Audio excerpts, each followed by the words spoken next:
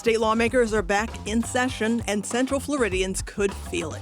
You're listening to Engage on Central Florida Public Media. I'm Sharon Stone. It's Thursday, January 15th, 2026. The legislative session is underway in Tallahassee, but today's show is more about what it really means for Central Floridians. The focus is on the conversations happening in our communities and how the decisions being made could shape daily life here. All of our priorities are foundational. We know that when kids get a good, solid education, that they're much less likely to turn to crime. Beyond dollars, arts matter to people. They inspire children, provide healing to veterans, and connect seniors to our community. When we fund the arts, we are funding healthier, stronger, and more resilient communities. Before the session began, residents and organizations in several Central Florida counties had a chance to speak directly to their elected state officials about concerns and priorities. These are just a few of the voices from the 2026 legislative delegation meeting in Marion County. I am here today to respectfully urge you to say no to mid-cycle redistricting. Every month we distribute roughly 2,200 pounds of food to veterans and their families. With your continued support, we can scale this model to reach the 45,000 veterans in Marion County and thousands more in surrounding counties. All threats to our natural beauty are not immediately visible. That's why Marion County is requesting your support in funding septic to sewer conversion programs, which are essential for protecting our water quality and safeguarding the long-term health of our environment while protecting our springs and waterways for all to enjoy. Florida has proven to be a leader in dementia and care support. With our ever-aging population, we have to continue that momentum to fight the disease. So we have a number of proposals for the upcoming 2026 legislative agenda. That 60-day session started on Tuesday. Let's hear from the people on the ground in Tallahassee who are following it day by day. We spoke to WUSF state government reporter Douglas Soul and senior writer for the News Service of Florida, Dara Kam, on Wednesday to get their take on the issues and what's standing out so far this session. Well, what's standing out so far for me is the relationship or the deterioration in relationship between the GOP leadership. There's a very significant moment where the governor, prior to his state address, shook Senate President Ben Alberton's hand, but not House Speaker Daniel Perez's. And that became the most, I would say, talked about moment in the Capitol yesterday. Perez addressed it. He referred to it as petulant. Senate President Ben Alberton also was asked about it repeatedly in a press conference Tuesday afternoon. And he tried to, I guess, create peace between the parties, even though the House Speaker had some criticisms for the Senate side as well. Perez expressed frustrations with the Senate, said that there was lost opportunity because they weren't on the same page about things. You'll recall that last session was extended because the parties couldn't figure out what they wanted to do with the budget. So I think beyond just policy, the politics involved and the relationships involved are going to dictate a lot of this session and impact the policies therein. Dara, I can't help but notice you had a bit of a reaction when Douglas described it as relationship. I did, because that was kind of my notes. That's what I was going to lead with also. I think it's maybe contextualize it a little bit for your listeners. Why does this matter? Okay, we all know that politicians don't get along, and it's significant here in Florida because Republicans control everything. Governor DeSantis had major buy-in from the legislature during his first 6 years in office, and he is now entering his last legislative session, not counting if we have any special sessions. The fact that the House Speaker is calling the governor of his same party petulant, and that the governor is not shaking the House Speaker's hand before his traditional annual State of the State speech, it's not just reporter catnip. It is significant because it will affect their ability to get things done. And we're hearing the governor may call a special session on property taxes. Douglas, I know you've done a lot of reporting on this. Can you help us understand what ideas are actually on the table? Well, the House itself has created its own committee focused on the property tax specifically, and they're already pushing several measures forward aimed at reducing the amount Floridians would pay. Now, Governor DeSantis has been loudly calling for reductions for nearly a year now. He argues that when they decide to make a proposal and put it on the ballot, there should only be one proposal. So he's kind of against this House approach of pushing forward multiple things. For listeners, the important thing to point out here is no matter what the legislature passes, it's them, the voters, who have to decide whether it becomes the law of the land, and they need to do so by a 60% approval threshold on the 2026 November ballot. Even a couple of weeks ago, I thought property tax was going to be one of the bigger parts of this legislative session, but you had the governor last week saying that maybe it's going to be in a special session following the regular session, and the Senate leadership, the House leadership now is not stating definitively whether it's going to be solved by the end of the 60-day regular session. There's been a lot of discussion about affordability, right? So both the leaders are talking about affordability as the most pressing issue facing Floridians. And they're kind of hanging their hats on this property tax thing as being the key affordability issue. But what they're focusing on is property taxes for homeowners. So the governor frequently will float ideas and says Floridians, they should reap the benefits of these tax breaks that we're doing. Let the tourists pay, let the Airbnbers pay. And we don't have any set proposal from the Senate side. We don't have any set proposal for the governor, despite the fact that he's been one of the louder ones calling for this. On the House side, it's important to note, too, that the proposals are focused on Floridians with primary residences in Florida, but it wouldn't mean an utter elimination of what they pay. It's focused on non-school property taxes. They're being concerned about educational funding if they were to do a complete cut. Obviously, the final product is hugely unknown, but it'll definitely be, I would imagine, a part of the tug and pull between the negotiations between the chambers. One of the sticking points on the property tax issue is that rural counties, the rural communities, and how their tax rolls are very dependent on homesteaded property taxes for revenue. So how do you kind of ensure that they don't lose all the funds that they need for schools and law enforcement and infrastructure by making significant changes to how property taxes are handled? Some of the transportation bills jumped out at me. There was a bill to get rid of those registration decals on license plates and keep records electronic instead. And there's the hands-free driving bill that would make it illegal to hold your phone at all or even have it in your lap. Could we see changes to what drivers experience on the roads? Handheld devices is one that has been around for a while, and I think that could have legs. I'll tell you what, and I'm just a cynic maybe, or I've been doing this for a very long time. I don't see that passing in an election year because it's kind of controversial. It's what we call up here a talker bill. I mean, for sure, it's a talker. The other one that I think has gotten a lot of traction, and I'm not really sure where this is coming from or why this is such a problem that needs to be fixed. It's the stickers that you put on your license, your car tag.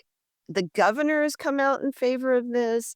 The Miami-Dade County tax collector has issued maybe 5 press releases talking about what a great idea this is and how it's critical to save money and to benefit Florida drivers. The other thing that we are talking about here that could affect drivers is a bill that would require a state-issued identification card to say whether you're a citizen or not. So there would be, according to the bill that's filed in the House, it would say NC as in non-citizen on the back of your state-issued identification card, which is your driver's license, meaning that you're not a citizen.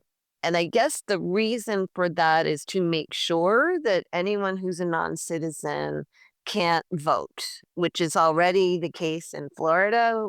And just to wrap up, anything else on your radar that Central Floridians should keep an eye on this session? Start with you, Dara.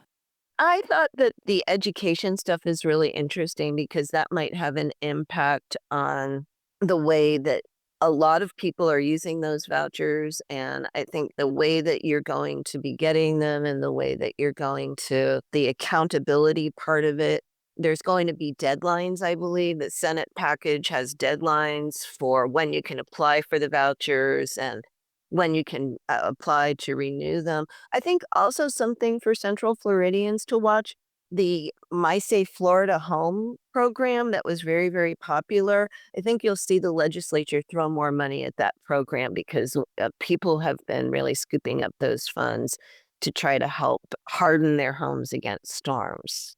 And Douglas, will you wrap us up? What the legislature ultimately does with redistricting, with redrawing U.S. congressional map for Florida, will have nationwide implications. Governor Ron DeSantis has already called a special session in late April to redistrict, though there's some thought that maybe that could be done during the regular session. We don't know for sure. But regardless, whether it's done now and in the next 60 days or in late April, that's going to be a huge deal with huge legal implications. It's something we're going to be covering not just when it happens, but for many, many months after, over the course of the political implications. Florida's congressional map already definitely disproportionately favors Republicans. We have 20 U.S. House reps who are Republicans and only 8 Democrats.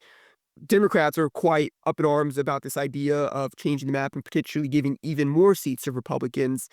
But I think all the stakes, the high stake nature of that redistricting could have an impact on deals that are being brokered during the regular legislative session. And something that I've learned in my almost 30 years of covering the legislature here in Tallahassee is that oftentimes the deals are not about directly what you're seeing going on. The horse trading isn't about the actual bill that's in front of you. It's about the many other issues that are completely unrelated to whatever that bill is about. That was Douglas Soul, state government reporter at WUSF, your Florida team, and Dara Kam, senior reporter of the News Service of Florida and host of the Deeper Dive with Dara Kam podcast, covering the legislative session from Tallahassee. Every year, Florida lawmakers pass hundreds of bills. We asked Rollins College assistant political science professor Patrick Rickard if he sees any themes emerging in the issues lawmakers are prioritizing this session. I think overall, this is a focus on, if I could be a little bit too broad, the individual of the state. There are concerns about cost of living, concerns about how our tax dollars are going to be used, concerns about AI, and they all really surround the push that politicians in Florida have had for making this a place that is good for consumers, good for the people that live there. Stay with us. Later, Rickard tells us where he is seeing rare bipartisan agreement. As we continue to follow developments from the legislature, we want to hear from you. Tell us what issues matter most in your community. You can email us at engage@cfpublic.org or send us a talkback on the free Central Florida Public Media app. Your concerns could help us shape a future episode. You are listening to Engage on Central Florida Public Media. The Wrap is a podcast from Central Florida Public Media, curating the top Central Florida news stories and in-depth reporting each week. Join me, Brendan Byrne, as I bring you news headlines, deep reporting dives, and insightful conversations from the news team. A new episode of The Wrap every Friday morning. Get it wherever you get your podcasts. You're listening to Engage on Central Florida Public Media. I'm Sharon Stone. Ahead on the program, the Flutie Foundation created a concert series to highlight the talents of musicians on the autism spectrum and provide camaraderie for the performers and their families. When we come together, like when we all gather in New York or gather in Boston or gather in Orlando, it's like no time has passed and we just have a great time, and it's really such a great sense of community. Coming up, we'll learn about the Stars of the Spectrum concert in Orlando. First, now that the Florida legislative session is underway, let's dive into some of the bills that could directly impact life in Central Florida, from doctor visits to schools and what your neighborhood looks like in the future. We're joined by Central Florida Public Media education reporter Danielle Pryor. environment reporter Molly Durig, and health reporter Joe Mario Pedersen. Joe Mario, I'll start with you. There's talk about fetal personhood this session. Can you explain what does that actually mean in practice? Yeah, so to put it very simply, it is the legal philosophy that designating human fetuses with the right to life and protections under the law. This is the third session in a row we've seen a version of this bill make its way around the legislation. What this bill would do is extend provisions of personal injury laws to unborn fetuses, allowing surviving family members to seek compensation as a result of negligence. Can you give us an example of a situation that a patient or doctor might actually face? I can. In 2024, the Texas Tribune reported an ex-husband sued his ex-wife's friends for helping her through an at-home abortion in a wrongful death lawsuit. The ex-husband sought $1 million from each of the ex-wife's friends, but dropped the suit in 2024. So similarly, if this were to become a law, and if a doctor carried out an abortion resulting in the termination of an unborn person, the family of the mother can seek bringing a civil suit against the doctor or the practice that carried out the abortion. Family members can include the father of the unborn child. It can also include the grandparents of the unborn child, too. It would not allow suits to be brought against medical personnel who are involved in assisting the reproductive process. Listening to you describe it, I'm wondering what kind of questions are being brought up about the bill. So the big question is how we define what an unborn person is. Last year, the bill defined an unborn person as a member of the species Homo sapiens at any stage of development. Some Republicans took issue with that definition, and they killed the bill because of that last year. The current bill uses the same definition. And the reason why that's an issue is fetal personhood could be used as a way of giving the same rights as the mother carrying the unborn person. And if that's the case, could those rights outweigh services or care that the mother may need in an emergency? Okay. And I have to ask you, how does IVF fertility treatment fit into this whole conversation? It's kind of tough to answer. Like I said earlier, this is the third time this bill has emerged during session. In 2024, a similar bill was drafted, but it died in the House on second reading shortly after a controversial ruling made by the Alabama Supreme Court, which declared that embryos created through in vitro fertilization should be considered children. That court ruled in favor of families seeking damages against an IVF clinic after a patient at the fertility clinic gained entry into a cryopreservation storage area, opened a sub-freezing temperature unit, grabbed embryos, burned themselves, dropped the embryos, and destroyed them. That led IVF providers to pause their services for fear of facing similar suits.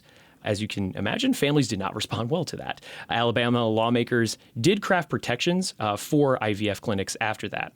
With this bill in Florida, I mentioned that there were protections for medical providers assisting in reproductive services.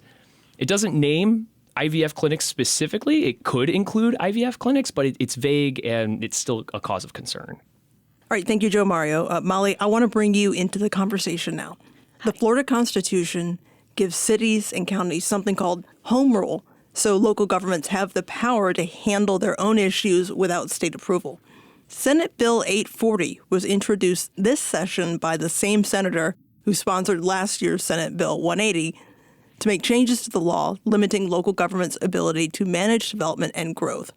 Let's break this down. Why are local counties and cities pushing back so hard? How is this law actually limiting local control in Central Florida? Right. Yeah. Senate Bill 180 has been pretty much halting a lot of local planning efforts in their tracks. It blocks counties and cities in Florida from adopting the clause's more restrictive or burdensome planning measures, at least until 2027, without defining exactly what that phrase, more restrictive or burdensome, means. It's been opening up local governments to legal challenges, and we saw this happen, for one example, in Orange County with Vision 2050, which was the county's kind of overhaul of growth regulations and their comprehensive plan. They had been working on that overhaul for tens of thousands of hours, they said. They spent 8 years working on it, and shortly after finally approving it, the state wrote a letter to Orange County saying that plan was null and void due to Senate Bill 180.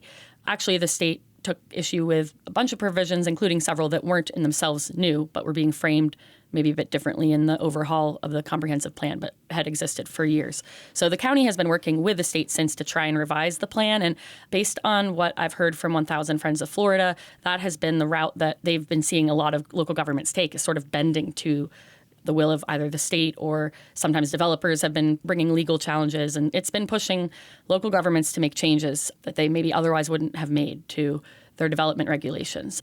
At the same time, interestingly, Orange County is also part of a class action lawsuit challenging SB 180, and a group of more than 24 Florida governments are attached to that lawsuit. 1,000 Friends of Florida is also suing in a lawsuit and co-filed by an Orange County resident who lives within the county's rural boundary, which is another thing that has been put under fire as a result of SB 180. And another big thing about the bill that's important to understand is that it applies retroactively. So it affects planning measures adopted as of August 1st, 2024. So in a nutshell, that is sort of what is creating issues for local counties and cities as a result of Senate Bill 180. Okay, so help me understand, what changes are they trying to make this year? Right. So as you noted, same senator who was attached to SB 180 has filed SB 840 this legislative session. Senator Nick DeSegli, a Republican representing Pinellas County. And SB 840 is an attempt to resolve some of the issues stemming from SB 180.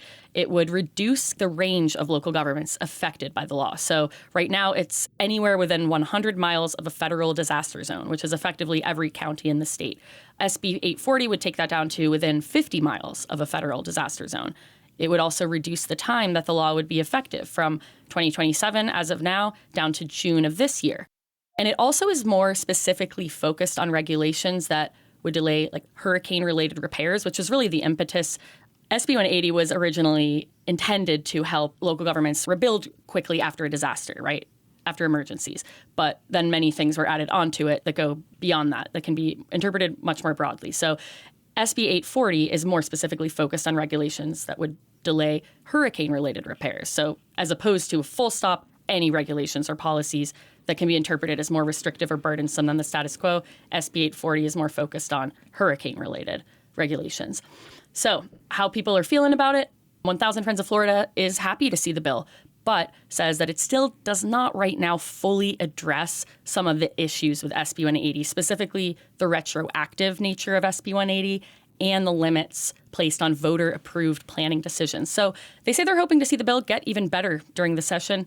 As of Wednesday when we're talking, SB 840 had passed its first committee hearing unanimously, and it was waiting to be heard a second time. Turning to Danielle now, one of the education issues that you're following involves undocumented students. What's being proposed here?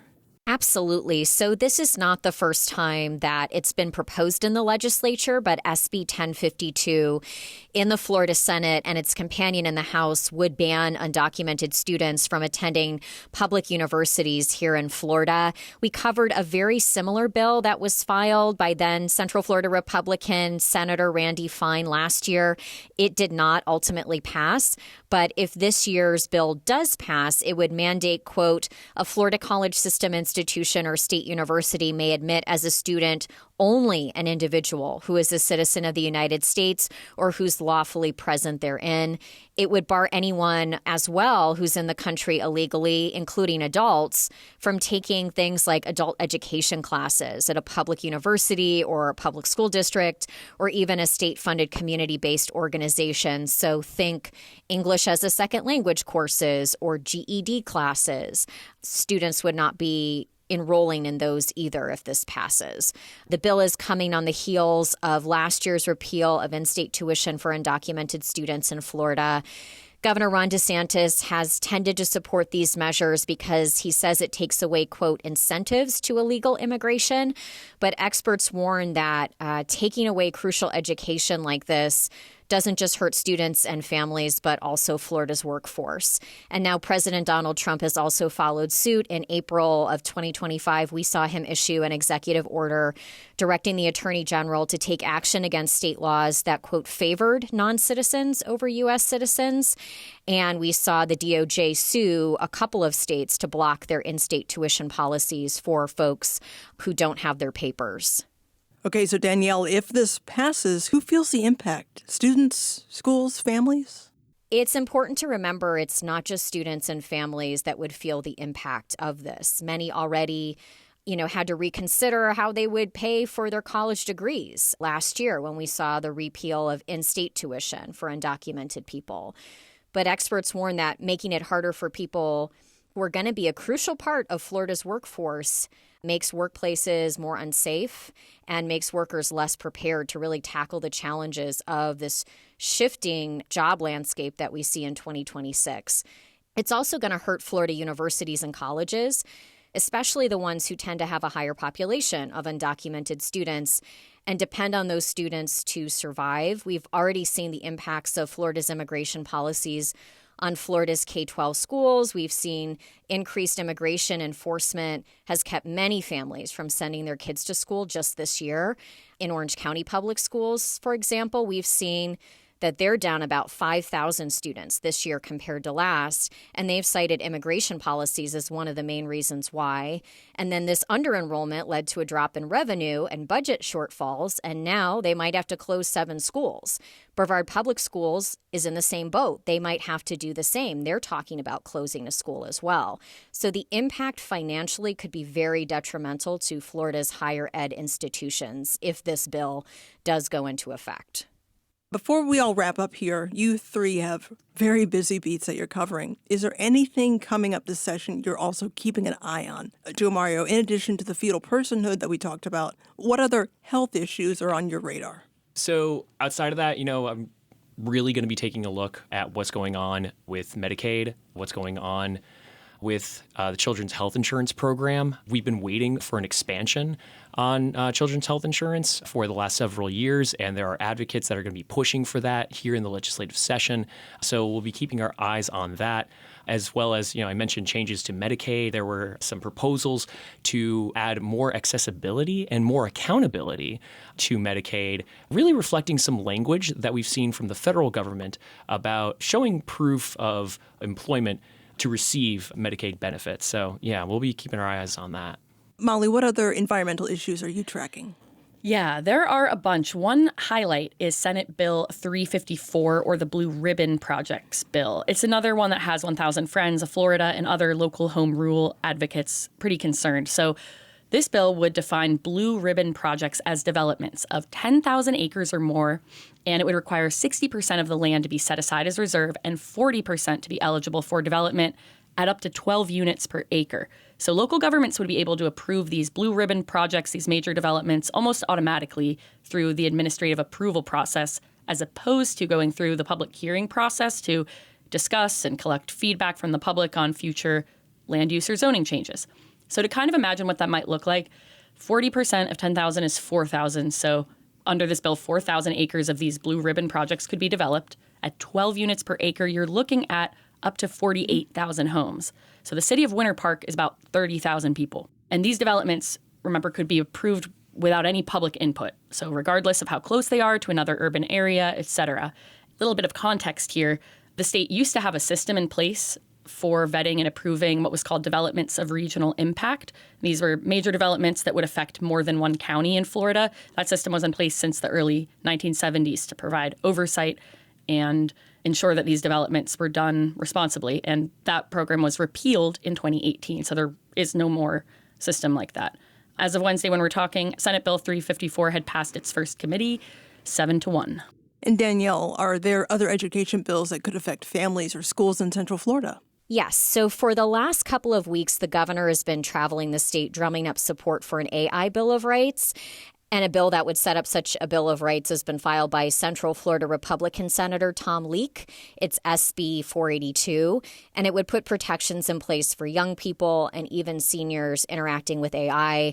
This bill was inspired in large part by the story of Megan Garcia's family, who lost their son to suicide. They are an Orlando family.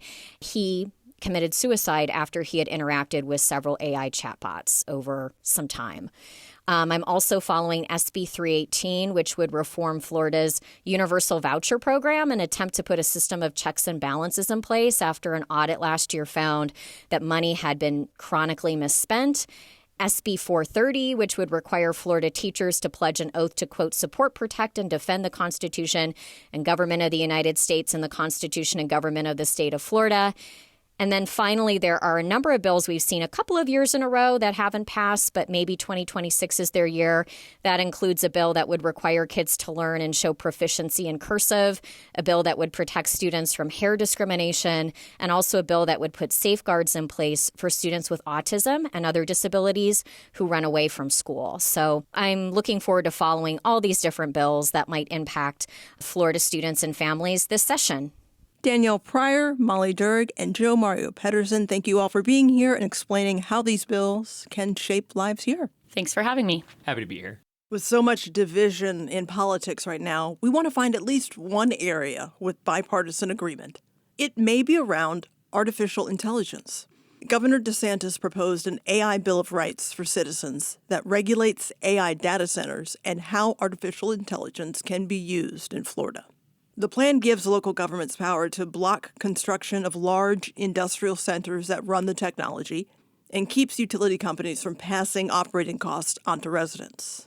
It also includes protections against explicit material and fake AI-generated images and videos, requires companies to tell people when they are talking to AI, and expands data privacy and parental controls. Republican State Senator Tom Leek of Ormond Beach filed a bill to bring the proposal to the floor, and Democrat Representative Christine Hunchovsky from South Florida filed a companion bill in the State House. Assistant Professor of Political Science at Rollins College, Patrick Rickard, explains why AI is emerging as an area of bipartisan agreement and what he says may still be missing from the proposal. There are a lot of questions about AI that could turn into a lot of different problems for people in Central Florida and in general. One that might be most of interest to a community would be the potential for AI to require data centers that use the same power grid that we use and require some of the same resources that we use. Florida hasn't become a hotbed for data centers yet, but in some cases in Florida, especially recently in Palm Beach, local residents have found themselves facing the cost of the construction of these data centers and the operation of these data centers, and that could cause utility rates to increase. Beyond that, though, there are also the general concerns that people have about AI, how it is being interacted with, and how it is using our data. Many people now use AI on a daily basis and may not realize that it is collecting the amount of information that it is collecting about them. And finally, there's the problem of what's somewhat known as AI psychosis. People who are interacting with chatbots who may not know or realize or understand that these are not humans and that they are not necessarily interacting with someone that they think that they are. The AI Bill of Rights and Governor DeSantis's proposals take aim at a lot of different elements of these concerns. So that AI Bill of Rights that Governor DeSantis released last month, is that something that can be tackled on a state level versus national level? There seems to be some conflict with enforcement. What's realistic? Florida has really led the charge the past couple of years in terms of internet safety for younger users. There's the recent bill that just took effect requiring people be age 15 or older to have social media accounts, and the requirements that producers of adult content have to verify the age of their usership. These are things that happen kind of just in Florida. The big controversy has come with President Trump's recent executive order aiming for a national policy framework for artificial intelligence, that we don't want to have many different standards across states that these AI companies have to navigate, but rather we should just have one national framework. DeSantis has said, basically, well, we're not going to sit to the side and wait for that national framework to happen. We are going to currently address some of the harms that we see coming right now. And I think he'll be able to successfully do that at the state level. State Senator Tom Leek, Republican, out of Ormond Beach filed the bill bringing it to the floor, the AI Bill of Rights. So are you seeing consensus that AI requires regulation on the state level? Absolutely. And a bipartisan consensus. While Leak's bill is really the center of the push to regulate AI at the state level, there are a lot of other bills that are aiming to do the same thing and aiming to bring some sense to the AI regulation discussion from both Republicans and Democrats. Even before Governor DeSantis was on board last year, there was a nearly unanimous bill passed requiring the Department of Commerce to create a report for the possible effects of AI on the job market. This is something that is extremely popular across the state. What is not being addressed in the AI Bill of Rights that has caught your attention? So DeSantis has given kind of several speeches that have listed a broad framework of how he thinks that AI should be handled in the coming session. And while most of that has made it into Senator Leak's AI Bill of Rights bill, and some have made it into other bills, there are a few things that I really haven't seen yet. One of the elements of the AI Bill of Rights is listing the rights that Floridians have with regard to artificial intelligence, like the right to know if a political ad is produced by generative AI. And while these rights are listed in the bill, that doesn't come with accompanying protections. That is, if we acknowledge that Floridians have these rights, but don't put into place any punishment for a political campaign using generative AI duplicitously, then, well, that right isn't doing that much. The data center stuff comes in a separate bill from the AI Bill of Rights. That's not in that. That's in another bill by Representative Griffiths, and provides a framework for local control over AI data center construction, but doesn't necessarily go as far as some of the pushes that Governor DeSantis has made late last year for protecting taxpayers against utility rate increases or protecting natural resources. So we've seen the role big tech played in getting President Trump elected and promoting tech-friendly policies at that federal level. Does the AI Bill of Rights run the risk of alienating this industry if DeSantis chooses to make a run at the White House in 2028? It certainly does. Some policy institutes have said that this framework, this AI Bill of Rights, is basically saying Florida is closed for business with regard to artificial intelligence technology. I don't think Governor DeSantis would characterize it this way. In fact, some state legislators have said that the push for regulation in Florida is very different from the push in other states like California, which are focusing more on regulating what businesses can do, whereas Florida is focusing on defining what rights that our residents and citizens have. I think that is a spin that a lot of people will like. But of course, AI has benefited a lot from the lack of a regulatory framework around its development. And so they will probably be cautious about an AI skeptic like Governor DeSantis leading the charge. Patrick Rickert is an assistant professor of political science at Rollins College.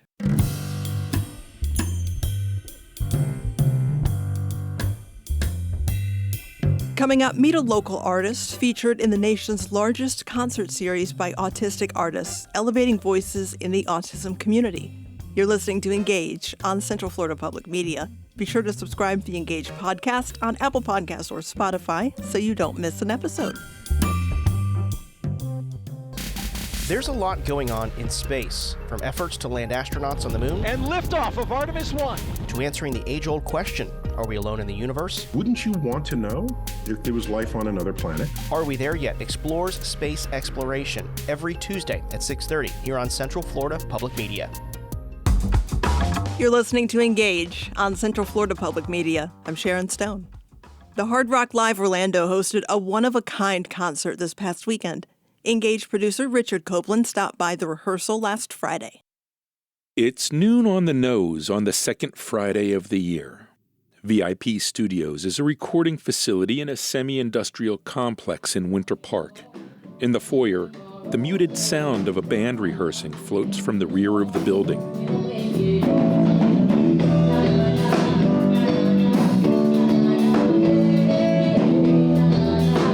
Performers are rehearsing for a concert that is taking place in 24 hours at the Hard Rock Live Orlando. They are the lineup for the Stars of the Spectrum, a concert featuring performers on the autism spectrum, organized by the Doug Flutie Jr. Foundation for Autism, the nonprofit advancing advocacy for families with autism, named after the son of football legend Doug Flutie. Performers include pop singers Sierra June of Largo and Jen Masumba of Wauchula. Brother and sister duo Jake and Sky hail from Pembroke Pines, and Orlando hip-hop artist MBS, and all of the performers identify on the spectrum. More importantly, they are all passionate about music. Jen Masumba is performing with Stars of the Spectrum for her 4th year. She plays guitar and sings songs that reflect her battles with autism and the victories she's experienced.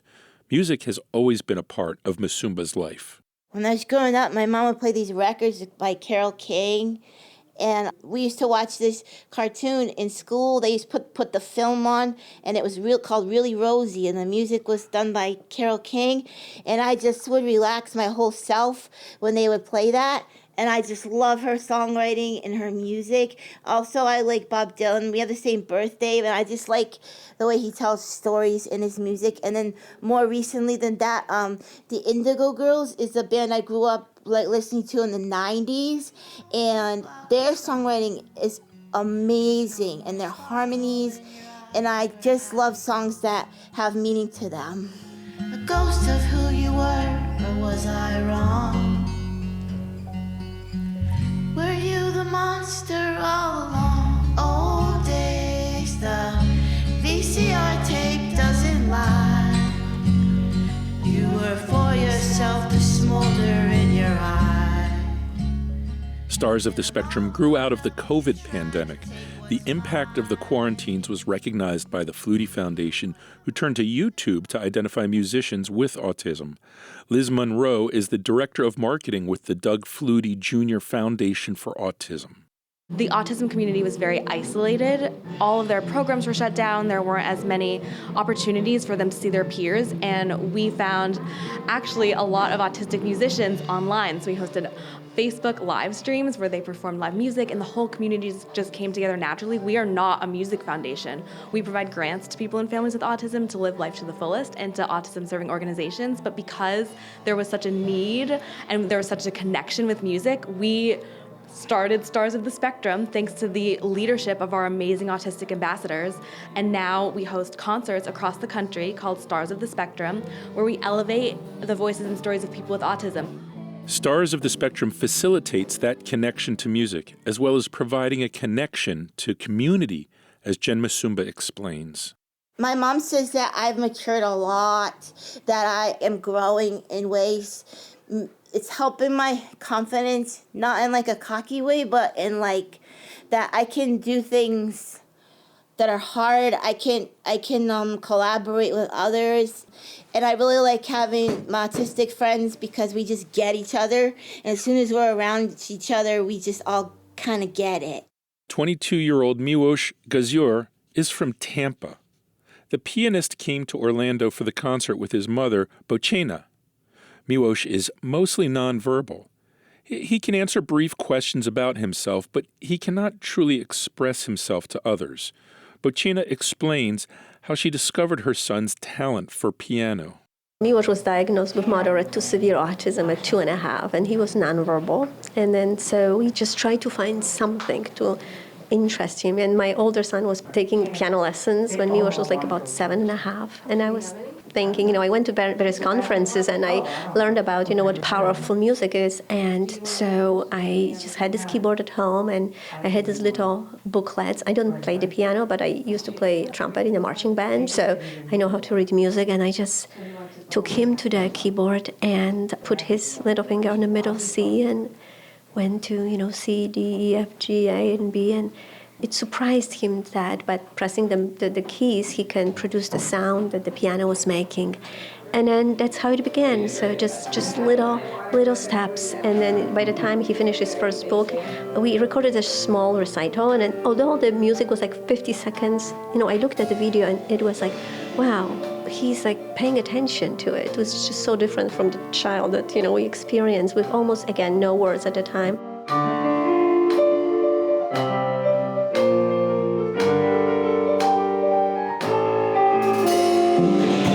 Sometimes people ask me, what is his favorite music? And it's because of his inability really to communicate. We don't know. I can only imagine. I think he loves the Phantom of the Opera. He plays all the pieces from the Phantom of the Opera. And then he likes energetic music. So he loves Mozart.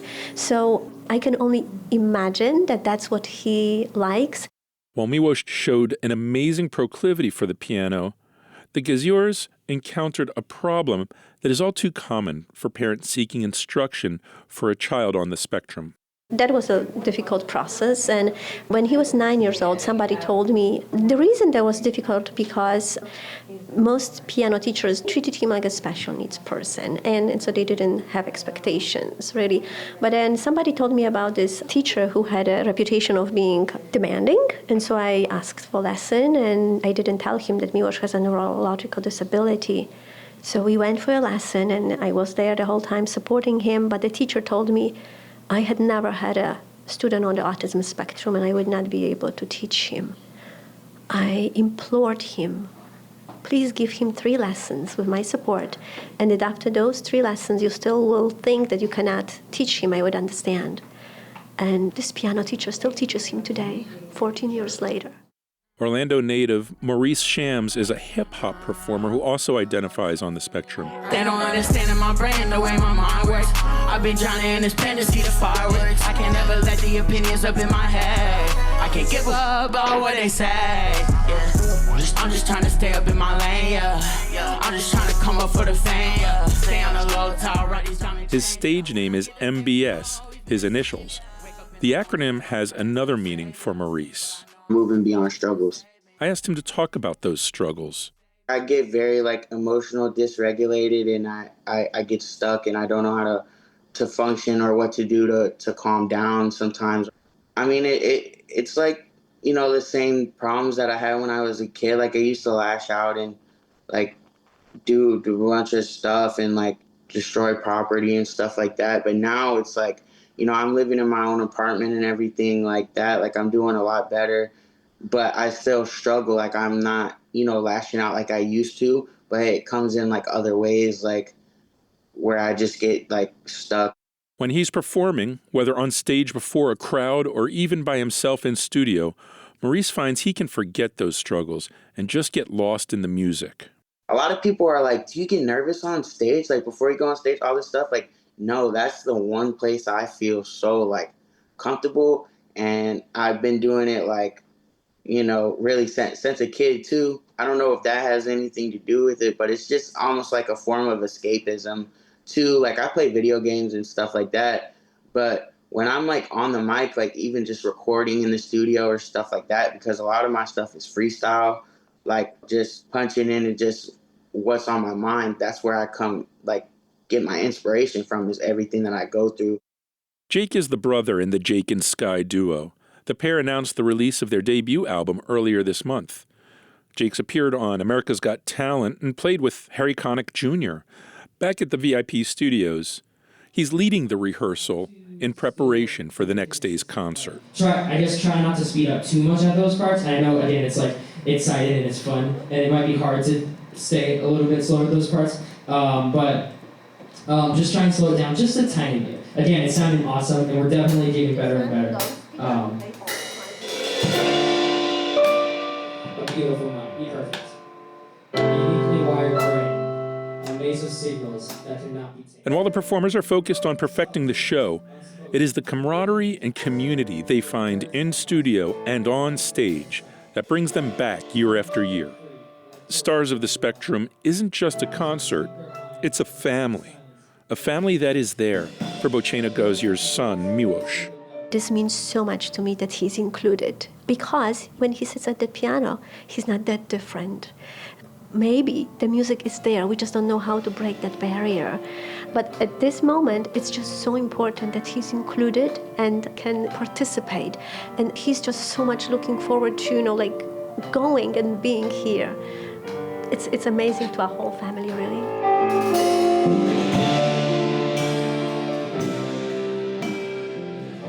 That's all for today's edition of Engage. Before we wrap up, a quick thank you to Amanda from Orlando, who wrote in with a thoughtful response to our recent conversation about rising healthcare costs. She wrote, in 2026, we were shocked to discover the same plan would now cost $1,900, a monthly increase of $743. If we accepted the current coverage cost, we'd be paying 28.5% of our income for substandard health insurance we rarely use. We simply cannot afford it. It's almost as much as our mortgage, vehicle, and weekly food costs combined. Yet we make too much money to qualify for purchasing only catastrophic coverage. Therefore, we've decided to take the risk and go without health insurance this year and hope for the best while maintaining our healthy, active lifestyles. We really appreciate hearing from listeners, and we encourage you to keep sharing your experiences with us. I'm Sharon Stone. Thank you for the company. NPR News is next.